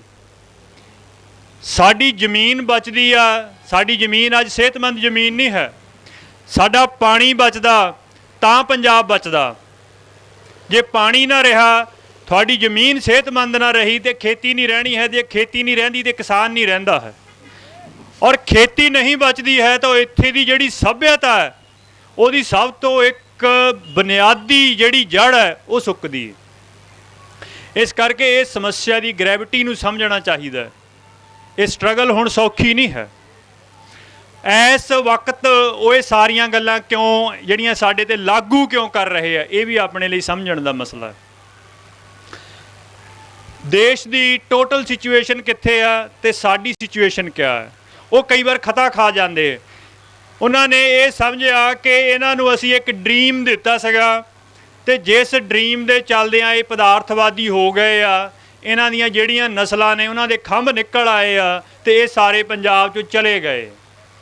ਇਸ ਗੱਲ ਦੇ ਵਿੱਚ ਉਹ ਐਨਾਲਿਸਿਸ ਦੇ ਵਿੱਚ ਸਹੀ ਸਾਬਤ ਹੋ ਸਕਦੇ। ਮੈਂ ਆਪਣੇ ਜ਼ਿਲ੍ਹੇ ਦੇ ਵਿੱਚ ਸਾਲ ਕੁ ਭਰ ਖੇਤੀਬਾੜੀ ਮਹਿਕਮੇ ਦੀ ਸਲਾਹਕਾਰ ਕਮੇਟੀ 'ਚ ਰਿਹਾ, ਤਾਂ ਉਸ ਵਕਤ ਮੈਨੂੰ ਜਾਣ ਦਾ ਮੌਕਾ ਮਿਲਦਾ ਰਿਹਾ ਪਿੰਡਾਂ ਦੇ ਕਿਸਾਨਾਂ ਦੇ ਕੈਂਪਾਂ ਦੇ ਵਿੱਚ। ਇੱਕ ਦਿਨ ਮੈਂ ਵੈਸੇ ਹੀ ਬੈਠਾ ਉਹ ਰਜਿਸਟਰ ਦੇ ਵਿੱਚ ਹਾਜ਼ਰੀ ਦੇਖਣ ਲੱਗ ਗਿਆ। 62 ਜਣੇ ਉਸ ਕੈਂਪ ਦੇ ਵਿੱਚ ਸੀਗੇ, ਅਤੇ 62 ਦੇ ਵਿੱਚੋਂ ਸਿਰਫ 4 ਬੰਦੇ ਸੀਗੇ ਜਿਹੜੇ 40 ਸਾਲ ਜਾਂ 40 ਸਾਲ ਤੋਂ ਥੱਲੇ ਸੀਗੇ। ਬਾਕੀ 58 ਬੰਦੇ 55 ਸਾਲ ਤੋਂ ਉੱਤੇ ਵਾਲੇ ਸੀਗੇ। ਜਦੋਂ ਇਹ ਡਾਟਾ ਗਿਆ ਦੇਖਦੇ ਉਹਨਾਂ ਨੂੰ ਲੱਗਦਾ ਵੀ ਸਾਡਾ ਕੰਮ ਠੀਕ ਹੋ ਗਿਆ, ਇੱਥੇ ਇਕੱਲੇ ਬੁੱਢੇ ਰਹਿ ਗਏ ਆ, ਬੁੱਢੇ ਲੜਨ ਜੋਗੇ ਨਹੀਂ ਹਨ, ਜਿਹੜੇ ਨੌਜਵਾਨ ਹੈ ਉਹਨਾਂ ਦੇ ਅੰਦਰ ਇਹ ਸੁਪਨਾ ਘਰ ਕਰ ਗਿਆ। ਪਰ ਉਹ ਇਹ ਗੱਲ ਨਹੀਂ ਜਾਣਦੇ ਕਿ ਜਿਹੜਾ ਪੰਜਾਬ ਦਾ ਸਿੱਖ ਹੈ ਜਾਂ ਦੁਨੀਆ ਦਾ ਜਿਹੜਾ ਸਿੱਖ ਹੈ, ਉਹਦਾ ਜਿਹੜਾ ਸਭ ਤੋਂ ਡੂੰਘਾ ਅਤੇ ਸਭ ਤੋਂ ਗੂੜਾ ਰੰਗ ਹੈ ਉਹ ਸਿੱਖੀ ਦੇ ਵਿੱਚ ਭਿੱਜਿਆ ਹੋਇਆ। ਉਹਦੇ ਉੱਤੇ ਕੋਈ ਅਰਥਚਾਰਾ, ਕੋਈ ਪੈਸਾ, ਕੋਈ ਸ਼ੌਹਰਤ, ਕੋਈ ਲਾਲਚ ਅਸਰ ਨਹੀਂ ਕਰਦਾ ਹੈ। ਉਹਨਾਂ ਨੂੰ ਸ਼ਾਇਦ ਇਹ ਲੱਗਦਾ ਹੈ ਕਿ ਗੁਰੂ ਦਾ ਟਾਈਮ ਲੰਘ ਗਿਆ ਹੈ। ਉਸ ਐਸੇ ਸਿੱਖ ਲੰਘ ਗਏ ਨੇ ਜਿਹੜੇ ਲਾਲਚਾਂ ਦੇ ਵਿੱਚ ਨਸ ਵਿਕੇ। ਉਹ ਇਸ ਭੁਲੇਖੇ 'ਚ ਹੈ। ਗੁਰੂ ਦਾ ਟਾਈਮ ਨਾ ਕਦੇ ਲੰਘਿਆ ਨਾ ਕਦੇ ਲੰਘਣਾ ਹੈ। ਇਹ ਪੰਜਾਬ ਸਦਾ ਗੁਰੂ ਦੇ ਵਕਤ ਦੇ ਵਿੱਚ ਜੀਣਾ। ਇੱਥੇ ਚਾਹੇ ਜਿੰਨੇ ਮਰਜ਼ੀ ਅਸੀਂ ਪੈਸੇ ਦੇ ਆਲੇ ਹੋ ਜਾਈਏ, ਸਾਡੀ ਜਿਹੜੀ ਸਭ ਤੋਂ ਡੂੰਘੀ ਰਗ ਹੈ ਉਹ ਸਿੱਖੀ ਦੇ ਵਿੱਚ ਭਿੱਜੀ ਹੋਈ ਆ, ਉਹ ਸ਼ਹੀਦਾਂ ਦੇ ਖੂਨ ਦੇ ਵਿੱਚ ਭਿੱਜੀ ਹੋਈ ਆ। ਅਸੀਂ ਉਸ ਸੋਮੇ ਤੋਂ ਲੈ ਕੇ ਸਟਰਗਲ ਕਰ ਰਹੇ। ਅੱਜ ਵੀ ਸ਼ਾਇਦ ਸਟੇਟ ਨੂੰ ਇਹ ਬਿਲਕੁਲ ਅੰਦਾਜ਼ਾ ਨਹੀਂ ਸੀਗਾ ਕਿ ਇਹ ਸਟਰਗਲ ਇੰਨੀ ਵੱਡੀ ਉੱਠ ਖੜੇਗੀ। ਉਹਨਾਂ ਨੂੰ ਅੰਦਾਜ਼ੇ ਕਿਉਂ ਗਲਤ ਹੁੰਦੇ ਆ? 84 'ਚ ਵੀ ਉਹਨਾਂ ਨੂੰ ਇਹੀ ਅੰਦਾਜ਼ਾ ਗਲਤ ਹੋਇਆ ਸੀਗਾ, ਕਿਉਂਕਿ ਉਸ ਆਪਣੇ ਹਿਸਾਬ ਦੇ ਨਾਲ ਸਾਨੂੰ ਸੋਚਦੇ। ਜਿੱਦਾਂ ਮਹਾਰਾਜ ਕਹਿੰਦੇ ਨੇ ਕਿ ਸੁਖੀਏ ਕੋ ਪੇਖੇ ਸਭ ਸੁਖੀਆ, ਰੋਗੀ ਕਹਿ ਭਾਣੇ ਸਭ ਰੋਗੀ। ਜੇ ਉਹ ਆਪ ਪੰਜਾਂ ਬਕਾਰਾਂ ਦੇ ਰੋਗੀ ਆ, ਅਤੇ ਉਸ ਰੋਗੀ ਦੇ ਹਿਸਾਬ ਨਾਲ ਉਹ ਸਾਨੂੰ ਸਮਝਦੇ ਵੀ ਇਹ ਵੀ ਸ਼ਾਇਦ ਰੋਗੀ। ਇੱਥੋਂ ਹੀ ਗਲਤੀ 84 'ਚ ਹੋਈ ਸੀਗੀ, ਇੱਥੋਂ ਹੀ ਅੰਗਰੇਜ਼ਾਂ ਨੂੰ ਗਲਤੀ ਹੋਈ ਸੀਗੀ, ਇੱਥੋਂ ਹੀ ਹੁਣ ਇਹਨਾਂ ਨੂੰ ਹੋਈ। ਪਰ ਇਹ ਜਾਣੋ ਕਿ ਇਹ ਜਿਹੜੀ ਪੰਜਾਬ ਦੀ ਸਟਰਗਲ ਹੈ, ਇਹ ਨਾ ਕਿਸੇ ਜਥੇਬੰਦੀਆਂ ਦੀ ਮੁਹਤਾਜ ਹੈ, ਨਾ ਇਹ ਪਰਸਨੈਲਿਟੀਆਂ ਦੀ ਮੁਹਤਾਜ ਹੈ। ਇਹ ਇੱਕੋ ਚੀਜ਼ ਦੀ ਮੁਹਤਾਜ ਹੈ ਕਿ ਗੁਰੂ ਦੇ ਪੈਂਡੇ ਕਿਹੜਾ ਚੱਲਦਾ। ਜਿਹੜਾ ਗੁਰੂ ਦੇ ਪੈਂਡੇ ਚੱਲਦਾ ਉਸ ਨੂੰ ਨਮਸਕਾਰ ਹੋਣੀ ਹੈ। ਜਿਹੜਾ ਗੁਰੂ ਦੇ ਪੈਂਡੇ ਤੋਂ ਇੱਧਰ ਖਿਸਕਿਆ, ਜਥੇਬੰਦੀ ਇੱਧਰ ਖਿਸਕੀ, ਉਹਦਾ ਇਤਿਹਾਸ ਕੋਈ ਰਿਹਾ ਹੋਵੇ, ਉਹਨੂੰ ਪੰਜਾਬ 'ਚ ਕਿਸੇ ਨੇ ਬੇਰਾਂ ਵੱਟੇ ਨਹੀਂ ਪੁੱਛਿਆ ਹੈ। ਮੈਂ ਪੁਰਾਣੇ ਇਤਿਹਾਸ ਦੀ ਗੱਲ ਨਹੀਂ ਕਰਦਾ ਹੈ, ਮੈਂ ਹੁਣ ਦੇ ਇਤਿਹਾਸ ਦੀ ਗੱਲ ਕਰਦਾ। ਮੇਰੀ ਤੁਹਾਡੀ ਜ਼ਿੰਦਗੀ 'ਚ ਅਸੀਂ ਕਿੰਨੇ ਮੋਰਚੇ ਦੇਖੇ ਨੇ, ਉਹ ਮੋਰਚਿਆਂ ਦੇ ਵਿੱਚ ਬੜੇ ਲਾਮਿਸਾਲ ਹਮਾਇਤ ਦੇਖੀ ਆਪਾਂ। ਉਹ ਹਮਾਇਤ ਕਿੱਦਣ ਤੱਕ ਸੀਗੀ? ਉਹ ਹਮਾਇਤ ਉਦਣ ਤੱਕ ਸੀਗੀ ਜਿਸ ਦਿਨ ਤੱਕ ਤੁਸੀਂ ਨਿਸ਼ਕਾਮ ਰਹਿ ਕੇ ਪੰਥ ਦੇ ਲਈ, ਪੰਜਾਬ ਦੇ ਲਈ ਸਟਰਗਲ ਦੇ ਪਿੜ 'ਚ ਹੈ। ਜਿਸ ਦਿਨ ਤੁਸੀਂ ਘੋੜੇ ਦੀ ਕਾਠੀ ਤੋਂ ਉਤਰੇ, ਜਿਸ ਦਿਨ ਤੁਹਾਡਾ ਪੈਰ ਰਕਾਬ 'ਚੋਂ ਨਿਕਲਿਆ, ਜਿਸ ਦਿਨ ਤੁਸੀਂ ਆਪਣੇ ਮਨ ਦੇ ਵਿੱਚ ਸਟਰਗਲ ਤੋਂ ਬਾਹਰ ਜਾਣ ਦੀ ਗੱਲ ਸੋਚੀ, ਉਸੇ ਦਿਨ ਤੁਸੀਂ ਸਟਰਗਲ ਦੇ ਪਿੜ ਤੋਂ ਬਾਹਰ ਹੋਵੋਗੇ ਤੇ ਇੱਥੇ ਨਵੀਂ ਡਾਰ ਲੀਡਰਾਂ ਦੀ ਆਏਗੀ। ਆਖਰੀ ਬੇਨਤੀ ਮੈਂ ਇਹ ਕਰਨੀ ਕਿ ਇਸ ਸਮੱਸਿਆ ਦੀ ਜੜ ਪੋਲਿਟਿਕਸ 'ਚ ਹੈ। ਤੋ ਜਿਸ ਚੀਜ਼ ਦੀ ਬਿਮਾਰੀ ਹੋਏ ਉਸ ਚੀਜ਼ ਦੀ ਦਵਾ ਦੇਣੀ ਪੈਂਦੀ। ਇਹ ਫਾਈਟ ਵੀ ਪੋਲੀਟੀਕਲ ਹੈ, ਪਰ ਪੋਲਿਟਿਕਸ ਦੇ ਬੜੇ ਪੜਾਅ ਤੇ ਬੜੇ ਰੰਗ ਨੇ। ਇੱਕ ਪੋਲਿਟਿਕਸ ਦਾ ਜਿਹੜਾ ਸਭ ਤੋਂ ਮਸ਼ਹੂਰ ਰੰਗ ਹੈ ਪੰਜਾਬ 'ਚ, ਉਹ ਪੰਜਾਬ ਦੀ ਸੂਬੇਦਾਰੀ ਦੀ ਪੋਲਿਟਿਕਸ ਦਾ ਰੰਗ ਹੈ। ਸੂਬੇਦਾਰ ਕੌਣ ਹੁੰਦਾ ਹੈ? ਸੂਬੇਦਾਰ ਉਹ ਹੁੰਦਾ ਹੈ ਜਿਹੜਾ ਪਾਤਸ਼ਾਹ ਨੂੰ ਖਿੱਲਤ ਦੇ ਕੇ ਆਪਣੇ ਸਿਰ 'ਤੇ ਉਹਦੇ ਛਤਰ ਤੇ ਉਹਦੇ ਥਾਪੀ ਲਏ ਆਪਣੇ ਆਪ ਨੂੰ, ਉਹਦੀ ਆਪ ਦੀ ਮਰਜ਼ੀ ਨਹੀਂ ਹੁੰਦੀ। ਜਿੱਦਾਂ ਜ਼ਕਰੀਆ ਖਾਨ ਹੈ, ਜ਼ਕਰੀਆ ਖਾਨ ਇੱਥੇ ਦਾ ਸੂਬੇਦਾਰ ਰਿਹਾ। ਪੰਜਾਬ ਦੇ ਨਾਲ ਕਿੱਦਾਂ ਨਿਬੜਨਾ ਹੈ ਜ਼ਕਰੀਆ ਖਾਨ ਦੀ ਪਾਲਿਸੀ ਨਹੀਂ ਸੀਗੀ, ਇਹ ਦਿੱਲੀ ਤਖਤ ਦੀ ਪਾਲਿਸੀ ਸੀਗੀ। ਇੱਥੇ ਡਾਇਰ ਉਡਵਾਇਰ ਆਏ ਨੇ, ਉਹ ਪੰਜਾਬ ਦੇ ਸੂਬੇਦਾਰ ਸੀਗੇ। ਕਿੱਦਾਂ ਨਿਬੜਨਾ ਹੈ ਪੰਜਾਬ ਨਾਲ, ਉਹਨਾਂ ਦੀ ਪਾਲਿਸੀ ਨਹੀਂ ਸੀਗੀ, ਇਹ ਬ੍ਰਿਟਿਸ਼ ਗਵਰਨਮੈਂਟ ਦੀ ਪਾਲਿਸੀ ਸੀਗੀ। ਇੱਥੇ ਕੈਰੋਂ ਆਇਆ ਹੈ, ਇੱਥੇ ਬਾਦਲ ਆਏ ਨੇ, ਇੱਥੇ ਅਮਰਿੰਦਰ ਆਇਆ ਹੈ, ਇੱਥੇ ਜੈਲ ਸਿੰਘ ਆਇਆ ਹੈ, ਦਰਬਾਰਾ ਆਇਆ, ਬੇਅੰਤਾ ਆਇਆ, ਸਾਰੇ ਸੂਬੇਦਾਰ ਬਣ ਕੇ ਆਏ, ਕਿਸੇ ਦੀ ਮਰਜ਼ੀ ਨਹੀਂ ਚੱਲੀ ਹੈ। ਇੱਥੇ ਜਿਹੜਾ ਸੂਬੇਦਾਰ ਹੈ ਉਹਨੇ ਆਪਣੇ ਤਖਤ ਵਾਲੇ ਜਿਹੜੇ ਬਾਦਸ਼ਾਹ ਨੇ ਉਹਨਾਂ ਦੀ ਮਰਜ਼ੀ ਲਾਗੂ ਕਰਨੀ ਹੁੰਦੀ। ਇੱਕ ਐਗਜ਼ਾਮਪਲ ਦਊਂਗਾ ਦਰਬਾਰਾ ਸਿੰਘ ਦੀ। 81 ਦੇ ਵਿੱਚ ਨਹਿਰ ਦਾ ਮਸਲੇ ਦਾ ਕੇਸ ਸੁਪਰੀਮ ਕੋਰਟ ਚੱਲ ਰਿਹਾ ਸੀਗਾ। ਕਾਨੂੰਨ ਦੇ ਮੁਤਾਬਕ ਸਾਰੇ ਹਾਲਾਤ ਇਹ ਸੀਗੇ ਕਿ ਪੰਜਾਬ ਨੇ ਉਹ ਕੇਸ ਜਿੱਤ ਜਾਣਾ। 80 ਦੇ ਵਿੱਚ ਸਰਕਾਰ ਸੈਂਟਰ 'ਚ ਕਾਂਗਰਸ ਦੀ ਆ ਗਈ, ਹਰਿਆਣੇ, ਪੰਜਾਬ ਤੇ ਰਾਜਸਥਾਨ 'ਚ ਵੀ ਕਾਂਗਰਸ ਦੀ ਆ ਗਈ। ਤਾਂ ਪੰਜਾਬ ਦੀ ਬਰਬਾਦੀ ਦੇ ਲਈ ਇੰਡੀਆ ਦੀ PM ਨੇ ਤਿੰਨੇ ਹੀ ਚੀਫ ਮਿਨਿਸਟਰ ਪੰਜਾਬ ਸੱਦੇ ਨੇ, ਤੇ ਤਿੰਨੇ ਚੀਫ ਮਿਨਿਸਟਰ ਪੰਜਾਬ ਸੱਦ ਕੇ ਦਰਬਾਰਾ ਸਿੰਘ ਨੂੰ ਕਿਹਾ ਹੈ ਕਿ ਤੂੰ ਆਊਟ ਆਫ ਕੋਰਟ ਸਮਝੌਤਾ ਕਰ ਕਿ ਮੈਂ 86 ਲੱਖ ਏਕੜ ਫੁੱਟ ਪਾਣੀ ਰਾਜਸਥਾਨ ਨੂੰ ਦੇਣਾ। ਉਦੋਂ ਪਹਿਲਾਂ ਤੱਕ ਪੰਜਾਬ ਨੇ ਕੋਈ ਕਾਨੂੰਨੀ ਸਮਝੌਤਾ ਨਹੀਂ ਕੀਤਾ ਸੀਗਾ। 61 ਤੋਂ ਲੈ ਕੇ 82 ਤੱਕ ਵੈਸੇ ਹੀ ਪਾਣੀ ਜਾਂਦਾ ਰਿਹਾ। ਦਰਬਾਰਾ ਸਿੰਘ ਨੇ ਨਾਂਹ ਕਰ ਦਿੱਤੀ। ਉਹ ਕਹਿੰਦੀ ਕੋਈ ਗੱਲ ਨਹੀਂ। ਦਰਬਾਰਾ ਸਿੰਘ ਨਾਂਹ ਕਰਕੇ ਪੰਜਾਬ ਭਵਨ ਪਹੁੰਚਿਆ ਨਾ ਸਹੈ, ਉਨੇ ਟਾਈਮ ਨੂੰ ਉਹ ਪੰਜਾਬ ਪ੍ਰਦੇਸ਼ ਦੀ ਜਿਹੜੇ ਕਾਂਗਰਸ ਦੀ ਪੰਜਾਬ ਪ੍ਰਦੇਸ਼ ਦੀ ਕਮੇਟੀ ਸੀਗੀ ਉਹਦੀ ਪ੍ਰਧਾਨਗੀ ਤੋਂ ਲਾ ਦਿੱਤਾ ਉਹਨੇ। ਦੂਜੇ ਦਿਨ ਸਵੇਰ ਨੂੰ ਕਿਹਾ ਕਿ ਮੁੱਖ ਮੰਤਰੀ ਵੀ 10 ਖੜੇ ਨੇ, ਤੂੰ ਨਹੀਂ ਸਾਈਨ ਕਰੇਗਾ ਮੈਂ ਕਿਸੇ ਹੋਰ ਕੋਲੋਂ ਕਰਾ ਲੇਂਗੀ। ਤੇ ਉਹ ਬੀਬੀ ਕਹਿੰਦੀ ਕਿ ਤੂੰ ਕੋਈ ਪਾਵਰ ਦਾ ਆਨੰਦ ਮਾਨਣਾ ਤਾਂ ਭਾਈ ਸਾਈਨ ਕਰ ਦੇ। ਜਿੱਦਾਂ ਤੈਨੂੰ ਮੈਂ ਕਾਂਗਰਸ ਦੀ ਪ੍ਰਧਾਨਗੀ ਤੋਂ ਲਾਇਆ ਤੇ ਪੰਜਾਬ 'ਚ ਕਿਸੇ ਨੇ ਉਜਰ ਨਹੀਂ ਕੀਤੀ, ਮੁੱਖ ਮੰਤਰੀ ਲੈ ਆ ਵੀ ਤੇਰੀ ਕੋਈ ਉਜਰ ਨਹੀਂ ਹੋਣੀ, ਸਾਈਨ ਇਹ ਹੋਣੇ ਹੀ ਨੇ। ਤੇ ਉਹਨੇ ਇਹ ਗੱਲ ਔਨ ਰਿਕਾਰਡ ਮੰਨੀ। ਪੱਤਰਕਾਰ ਸੁਖਦੇਵ ਸਿੰਘ ਅਜੇ ਵੀ ਜਿਉਂਦੇ ਨੇ, ਇੰਗਲਿਸ਼ ਟ੍ਰਿਬਿਊਨ ਦੇ ਪੱਤਰਕਾਰ, ਉਹਨਾਂ ਨੂੰ ਪੁੱਛ ਲਿਓ। ਉਹ ਕਹਿੰਦੇ ਮੈਂ ਦਰਬਾਰਾ ਸਿੰਘ ਨੂੰ ਪੁੱਛਿਆ ਵੀ ਇਹ ਤੁਸੀਂ ਪੰਜਾਬ ਨਾਲ ਗਦਾਰੀ ਕਿਉਂ ਕੀਤੀ? ਉਹ ਕਹਿੰਦਾ ਗਨ ਪੁਆਇੰਟ ਦੇ ਨਾਲ ਕਰਾਈ। ਤਾਂ ਇੰਨੀ ਕੁ ਹੈਸੀਅਤ ਹੈ ਸੂਬੇਦਾਰ ਦੀ। ਇੱਕ ਐਗਜ਼ਾਮਪਲ ਮੈਂ ਹੋਰ ਦੇਣੀ ਚਾਹਨਾ, ਉਹ ਸਰਦਾਰ ਕਪੂਰ ਸਿੰਘ ਦੀ। 67 ਤੱਕ ਅਕਾਲੀ ਦਲ ਨੂੰ ਇਹ ਸੀਗਾ ਕਿ ਅਸੀਂ ਪੰਜਾਬ ਦੇ ਵਿੱਚ ਰਾਜ ਕਰ ਲਈਏ, ਅਸੀਂ ਪੰਜਾਬੀ ਸੱਭਿਆਚਾਰ, ਸਿੱਖੀ, ਪੰਜਾਬ ਦੇ ਬਾਰੇ ਪਤਾ ਨਹੀਂ ਕਿਆ ਪੰਜਾਬ ਨੂੰ ਅਸੀਂ ਬਣਾ ਦਿਆਂਗੇ। 67 ਸਰਕਾਰ ਬਣ ਗਈ। ਸਰਕਾਰ ਬਣੇ ਤੋਂ ਪਤਾ ਲੱਗਾ ਵੀ ਇੱਥੇ ਤਾਂ ਪਾਵਰ ਹੀ ਕੋਈ ਨਹੀਂ। ਤੇ ਜਦੋਂ ਦੂਜੀ ਵਾਰ ਸਰਕਾਰ ਬਣੀ, ਸਰਦਾਰ ਕਪੂਰ ਸਿੰਘ ਨੂੰ ਕਿਹਾ ਕਿ ਤੁਸੀਂ ਮੁੱਖ ਮੰਤਰੀ ਬਣ ਜਾਓ। ਉਹ ਕਹਿੰਦੇ ਮੈਂ ਮੁੱਖ ਮੰਤਰੀ ਬਣ ਕੇ ਬਦਨਾਮੀ ਨਹੀਂ ਕਰਾਣੀ ਹੈ, ਮੇਅਰ ਜਿੰਨੀ ਤਾਕਤ ਨਹੀਂ ਹੈ ਮੁੱਖ ਮੰਤਰੀ ਕੋਲ। ਜਿਸ ਅਹੁਦੇ ਤੇ ਬਿਠਾ ਦਿਓ ਉਹ ਅਹੁਦੇ ਦੀ ਤਾਕਤ ਵਰਤਣ ਦੀ ਤਾਕਤ ਤੁਹਾਡੇ ਕੋਲ ਹੈ ਨਹੀਂ, ਤੇ ਕਹਿੰਦਾ ਮੈਂ ਬਦਨਾਮੀ ਕਿਉਂ ਕਰਾਵਾਂ।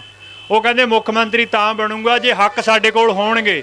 ਉਸ ਦਿਨ ਤੋਂ ਬਾਅਦ ਅਕਾਲੀ ਦਲ ਨੇ ਅਨੰਦਪੁਰ ਸਾਹਿਬ ਦਾ ਮਤਾ ਲੈ ਕੇ ਆਂਦਾ ਵੀ ਪਹਿਲਾਂ ਵੱਧ ਹੱਕ ਲਵਾਂਗੇ ਫਿਰ ਮੁੱਖ ਮੰਤਰੀ ਬਣ ਜਾਵਾਂਗੇ। ਹੁਣ ਤੁਸੀਂ ਇਹ ਹਿਸਾਬ ਲਾ ਲਓ ਕਿ 1970 ਦੇ ਵਿੱਚ ਸੂਬਿਆਂ ਕੋਲ ਹੱਕ ਜ਼ਿਆਦਾ ਸੀਗੇ ਕਿ ਅੱਜ ਨੇ। ਅੱਜ ਤਾਂ ਜਿਹੜੇ ਕੋਈ 70 'ਚ ਸੀਗੇ 2-4 ਉਹ ਵੀ ਨਹੀਂ ਰਹੇ। ਆਪਾਂ ਗੱਲ ਪੰਚਾਇਤ ਦੀਆਂ ਹੱਕਾਂ ਦੀ ਕਰਦੇ ਹਾਂ, ਜ਼ਿਲ੍ਹਾ ਪਰਿਸ਼ਦ ਦੇ ਹੱਕਾਂ ਦੀਆਂ ਕਰਦੇ ਹਾਂ। ਬਹੁਤ ਭੋਲੇ ਆ, ਹੂ ਕੇਅਰਸ। ਪੰਚਾਇਤ ਦੇ ਐਕਟ ਦੇ ਵਿੱਚ ਬਹੁਤ ਸੋਹਣੀਆਂ 29 ਡਿਪਾਰਟਮੈਂਟ ਲਿਖੇ ਹੋਏ ਵੀ ਪੰਚਾਇਤ ਇਹਨਾਂ 29 ਚੀਜ਼ਾਂ 'ਤੇ ਕੰਮ ਕਰ ਸਕਦੀ ਹੈ, ਪਰ ਉਹਦੇ ਲਾਅ ਵੀ ਪੜ੍ਹਿਓ, ਉਹਦੇ ਜਿਹੜੇ ਨਿਯਮ ਬਣੇ ਹੋਏ ਉਹ 29 ਚੋਂ 4 ਦੇ ਉੱਤੇ ਹੀ ਤੁਸੀਂ ਪੈਸਾ ਖਰਚ ਸਕਦੇ, ਉਹ ਵੀ ਕਿੰਨਾ ਆਪਣੀ ਮਰਜ਼ੀ ਨਾਲ। 999 ਰੁਪਈਏ ਪੰਜਾਬ ਦੇ ਵਿੱਚ ਸਰਪੰਚ ਆਪਣੀ ਮਰਜ਼ੀ ਨਾਲ ਪੈਸਾ ਖਰਚ ਸਕਦਾ। ਜਿਸ ਦਿਨ 5 ਡਿਜਿਟ ਹੋ ਗਈ ਤੁਹਾਨੂੰ ਅਫਸਰ ਤੋਂ ਮਨਜ਼ੂਰੀ ਲੈਣੀ ਪੈਂਦੀ, ਅਤੇ ਅਫਸਰਾਂ ਦੀ ਮਨਜ਼ੂਰੀ ਲਈ ਤੁਹਾਨੂੰ ਕਿਸੇ ਦੀ ਲੱਤ ਥੱਲੇ ਲੰਘਣਾ ਪੈਂਦਾ। ਉਹ ਸਾਰਾ ਪ੍ਰੋਸੈਸ ਤੁਸੀਂ ਜਾਣਦੇ। ਸੋ ਮੈਂ ਇਹ ਨਹੀਂ ਕਹਿੰਦਾ ਕਿ ਇਹ ਪਿੜ ਖਾਲੀ ਛੱਡ ਦਿਓ। ਇਹ ਪਿੜ ਭਰਨ ਵਾਲੇ ਜਿਹੜੇ ਇਹ ਕਹਿੰਦੇ ਕਿ ਅਸੀਂ ਸੂਬੇਦਾਰੀ ਰਾਹੀਂ ਪੰਜਾਬ ਦੇ ਵਿੱਚ ਫਾਇਦਾ ਕਰ ਦਿਆਂਗੇ, ਮੈਂ ਕਹਿੰਦਾ ਕਿ ਉਹ ਆਪਸ਼ਨਾਂ 80 'ਚ 70 'ਚ 90 'ਚ ਕੁਛ ਸੀਗੀਆਂ, ਹੁਣ ਨਹੀਂ ਹਨ। ਜੋ ਰਜੀਮ 2014 ਤੋਂ ਆਈ ਆ ਉਹਨੇ ਵੱਡੀਆਂ ਪ੍ਰਿੰਸੀਪਲ ਪਾਰਟੀਆਂ ਦੀ ਜੋ ਹਾਲਾਤ ਕੀਤੀ ਆ ਅਤੇ ਜੋ ਸੂਬਾ ਸਰਕਾਰਾਂ ਦੇ ਹਾਲਾਤ ਕੀਤੇ ਆ, ਉਹਦਾ ਅੰਦਾਜ਼ਾ ਤੁਸੀਂ ਜੇ ਖਬਰਾਂ ਮਾੜੀਆਂ ਜੀਆਂ ਪੜ੍ਹੋ ਤਾਂ ਉੱਤੋਂ ਅੰਦਾਜ਼ਾ ਲਾ ਲਓ। GST ਵਾਲਾ ਰਜੀਮ ਲਿਆ ਕੇ ਹੁਣ ਕਿਆ ਕੀਤਾ ਉਹਨਾਂ ਨੇ ਕਿ 76% ਰੈਵਨਿਊ ਸਟੇਟ ਦਾ ਸੈਂਟਰ ਤੋਂ ਆਉਂਦਾ, ਉਹ ਮਰਜ਼ੀ ਨਾਲ ਬੰਦ ਕਰ ਦਿੰਦੇ ਆ। 6 ਸ਼ਰਤਾਂ ਬਣਾ ਕੇ ਤੁਹਾਨੂੰ ਦਿੰਦੇ ਆ, ਉਹ ਵੀ ਸਾਲ ਬਾਅਦ ਦਿੰਦੇ ਆ। 76% ਰੈਵਨਿਊ ਸੈਂਟਰ ਦਿੰਦਾ ਤੁਹਾਨੂੰ, ਤੁਹਾਡੇ ਕੋਲ ਪੈਸਾ ਹੀ ਨਹੀਂ ਹੈ ਤਾਂ ਤੁਸੀਂ ਇੰਪਲੀਮੈਂਟ ਕਿਆ ਕਰਨਾ ਹੈ। ਉਹਦੇ ਵਿੱਚ ਬਹੁਤ ਘੱਟ ਆਪਸ਼ਨਾਂ ਰਹਿ ਗਈਆਂ ਨੇ ਹੁਣ, ਪਰ ਮੈਂ ਇਹ ਨਹੀਂ ਕਹਿੰਦਾ ਕਿ ਕਿਸੇ ਯੂਪੀ ਬਿਹਾਰ 'ਚੋਂ ਲਿਆ ਕੇ ਕਿਸੇ ਨੂੰ ਪੰਜਾਬ ਦਾ ਮੁੱਖ ਮੰਤਰੀ ਬਣਾ ਦਿਓ। ਬਣਨਾ ਆਪਣਾ ਹੀ ਚਾਹੀਦਾ। ਕਿ ਉਹ ਪੁਰਾਣੇ ਬਜ਼ੁਰਗ ਕਹਿੰਦੇ ਹੁੰਦੇ ਸੀਗੇ ਕਿ ਆਪਣੇ ਨੂੰ ਗੱਦੀ 'ਤੇ ਬਿਠਾਉਣਾ ਚਾਹੀਦਾ, ਵੀ ਜੇ ਉਹ ਮਾਰੇ ਵੀ ਤਾਂ ਘੱਟੋ ਘੱਟ ਛਾਵੇਂ ਲਿਜਾ ਕੇ ਮਾਰਦਾ, ਧੁੱਪੇ ਨਹੀਂ ਮਾਰਦਾ। ਆਪਣਾ ਹੀ ਬਣਾ ਲਓ, ਪਰ ਇੱਕ ਸਿਸਟਮ ਆਪਣਾ ਬਣਾਉਣ ਤੋਂ ਪਹਿਲਾਂ ਕ੍ਰੀਏਟ ਕਰੋ। ਉਹ ਸਿਸਟਮ ਕਾਹਦਾ ਹੈ? ਉਹ ਸਿਸਟਮ ਇਹ ਆ ਕਿ ਪੋਲੀਟਿਕਸ ਜਿਹੜੀ ਰਾਜਨੀਤਿਕ ਸੱਤਾ ਹੈ ਇਹ ਲੁੰਡਾ ਹਾਥੀ ਹੁੰਦੀ। ਜੇ ਇਹਨੂੰ ਕਾਬੂ ਕਰਨ ਦਾ ਤੁਹਾਡੇ ਕੋਲ ਪ੍ਰਬੰਧ ਨਹੀਂ ਹੈ ਤਾਂ ਲੁੰਡਾ ਹਾਥੀ ਤੁਹਾਡੇ 'ਤੇ ਹੀ ਚੜ੍ਹ ਜਾਂਦਾ ਆ ਕੇ। ਉਹ ਤੁਸੀਂ ਦੇਖ ਲਿਆ, ਹੁਣ ਸਾਡੇ ਹੀ ਆਪਣੇ 'ਤੇ ਆ ਚੜ੍ਹੇ ਨੇ। ਉਹ ਕਿਉਂ ਚੜ੍ਹੇ ਨੇ? ਕਿਉਂਕਿ ਸਾਡੇ ਕੋਲ ਉਸ ਲੁੰਡੇ ਹਾਥੀ ਨੂੰ ਕਾਬੂ ਕਰਨ ਦੇ ਪ੍ਰਬੰਧ ਹੈ ਜਿਹੜੇ ਉਹ ਟੁੱਟ ਗਏ ਨੇ। ਉਹ ਪ੍ਰਬੰਧ ਕਿੱਦਾਂ ਬਣਿਆ ਉਹਦੀ ਇੱਕ ਐਗਜ਼ਾਮਪਲ ਮੈਂ ਤੁਹਾਨੂੰ ਦਿੰਦਾ। ਸੰਤ ਜਰਨੈਲ ਸਿੰਘ ਹੋਏ ਨੇ, ਇਸ਼ੂ ਤੈਅ ਹੋਇਆ ਕਿ ਆਪਾਂ ਵੱਧ ਅਧਿਕਾਰ ਲੈਣੇ ਨੇ।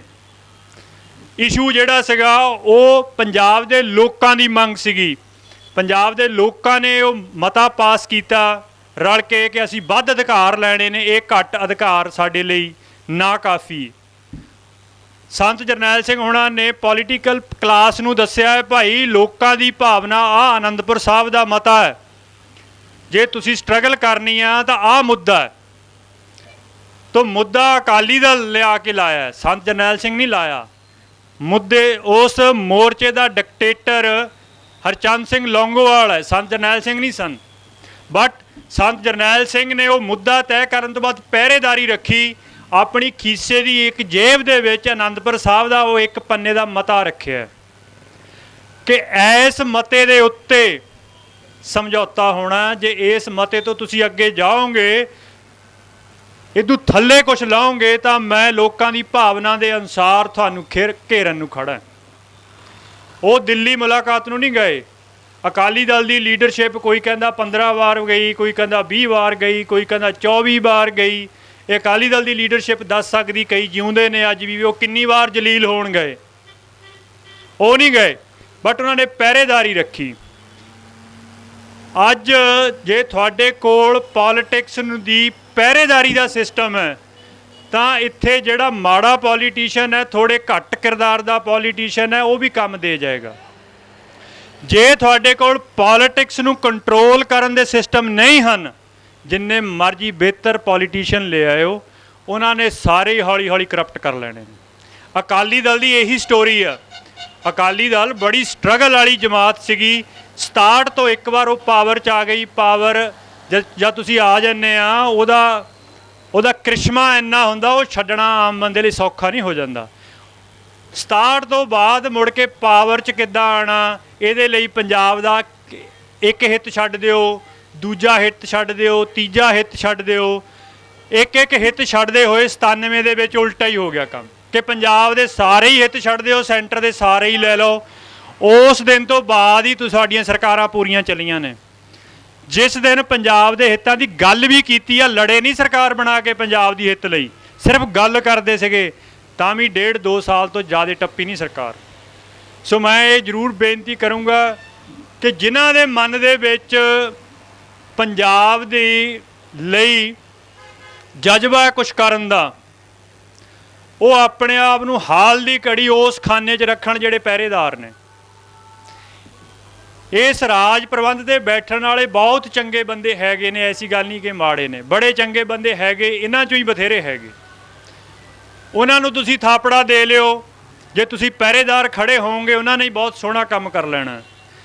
ਅੱਜ ਦੀ ਘੜੀ ਪੰਜਾਬ ਦੇ ਵਿੱਚ ਇੱਕ ਗੱਲ ਕਰਨ ਦੀ ਆ ਕਿ ਤੁਸੀਂ ਸਾਰੇ ਪੰਜਾਬ ਦੇ ਵਿੱਚ ਪਿੰਡ ਦੀ ਪੋਲੀਟਿਕਸ ਤੋਂ ਲੈ ਕੇ ਹਲਕੇ ਦੀ ਪੋਲੀਟਿਕਸ ਤੋਂ ਲੈ ਕੇ ਪੰਜਾਬ ਦੀ ਪੋਲੀਟਿਕਸ ਤੱਕ ਜਿਹੜੇ ਪੋਲੀਟਿਕਸ ਦੀ ਨੂੰ ਕੰਟਰੋਲ ਸਿਹਦਤ ਕਰਨ ਵਾਲੇ ਤੇ ਉਹਦੀ ਪਹਿਰੇਦਾਰੀ ਕਰਨ ਵਾਲੇ ਪ੍ਰਬੰਧ ਖੜੇ ਕਰ ਲਓਗੇ ਤਾਂ ਮੌਜੂਦਾ ਹੀ ਪ੍ਰਬੰਧ ਦੇ ਵਿੱਚੋਂ ਕਈ ਪ੍ਰਾਪਤੀਆਂ ਹੋ ਜਾਣਗੀਆਂ। ਜੇ ਤੁਸੀਂ ਸਿੱਧੇ ਆਪ ਇਸ ਰਸਤੇ ਪਾਓਗੇ ਤੇ ਉਹਨਾਂ ਨੇ ਬਹੁਤ ਸਾਰੇ, ਉਹ ਤੁਹਾਨੂੰ ਐਡੀ ਲੰਬੀ ਡੋਰ ਦੇ ਦਿੰਦੇ ਆ ਕਿ ਉਸ ਡੋਰ ਦੇ ਵਿੱਚ ਉਲਝ ਕੇ ਤੁਹਾਡੇ ਆਪਣੇ ਗਲ ਦੁਆਲੇ ਫਾਹਾ ਆ ਜਾਂਦਾ। ਉਹਨਾਂ ਨੇ ਬੜਿਆਂ ਨੂੰ ਫਾਹਾ ਦਿੱਤਾ ਤੇ ਉਹ ਮੁੜ ਕੇ ਸਾਰੀ ਜ਼ਿੰਦਗੀ ਤੁਸੀਂ ਵੋਟਾਂ ਲੈ ਕੇ MP MLA ਬਣਨ ਦੇ ਚੱਕਰ 'ਚ ਹੀ ਰਹਿ ਜਾਂਦੇ ਹੋ। ਤੁਹਾਡੇ ਸੁਪਨੇ ਉਹ ਜਾਂਦੇ ਨੇ ਕਿਸੇ ਪਾਸੇ। ਸੋ ਇਹ ਸਟਰਗਲ ਦਾ ਰਸਤਾ ਹੈ। ਸੈਂਟਰ ਦੀ ਜੋ ਪਾਲਿਸੀ ਆ ਉਹ ਸਾਰੀ ਜਿਸ ਤਰੀਕੇ ਦੇ ਨਾਲ ਚੱਲ ਰਹੀ ਆ, ਉਹ ਕਿਸੇ ਨੂੰ ਵੀ ਰਿਆਇਤ ਦੇਣ ਦੀ ਨਹੀਂ ਹੈ। ਉਹ ਸਾਰਿਆਂ ਨੂੰ ਇੱਕ ਰੰਗ ਰੰਗਣ ਦੀ ਆ ਤੇ ਉਹਦੇ ਨੁਕਤੇ ਤੋਂ ਤਾਂ ਬਿਲਕੁਲ ਹੀ ਤੁਹਾਡੇ ਸਾਹਮਣੇ ਸਟਰਗਲ ਖੜੀ ਆ। ਤੋ ਇਸ ਪਿੜ ਦੇ ਵਿੱਚ ਉਹਨਾਂ ਨੂੰ ਹੀ ਆਉਣਾ ਚਾਹੀਦਾ ਜਿਨ੍ਹਾਂ ਦੀਆਂ ਲੱਤਾਂ ਸਟਰਗਲ ਦਾ ਭਾਰ ਝੱਲਣ। ਸੋ ਇੰਨੀਆਂ ਕੁ ਮੇਰੀਆਂ ਬੇਨਤੀਆਂ ਨੇ, ਸਮਾਂ ਸ਼ਾਇਦ ਮੈਂ ਜ਼ਿਆਦਾ ਲੈ ਗਿਆ ਹੋਵਾਂ। ਇੰਨੀਆਂ ਕੁ ਬੇਨਤੀਆਂ ਨੇ। ਵਾਹਿਗੁਰੂ ਜੀ ਕਾ ਖਾਲਸਾ, ਵਾਹਿਗੁਰੂ ਜੀ ਕੀ ਫਤਿਹ।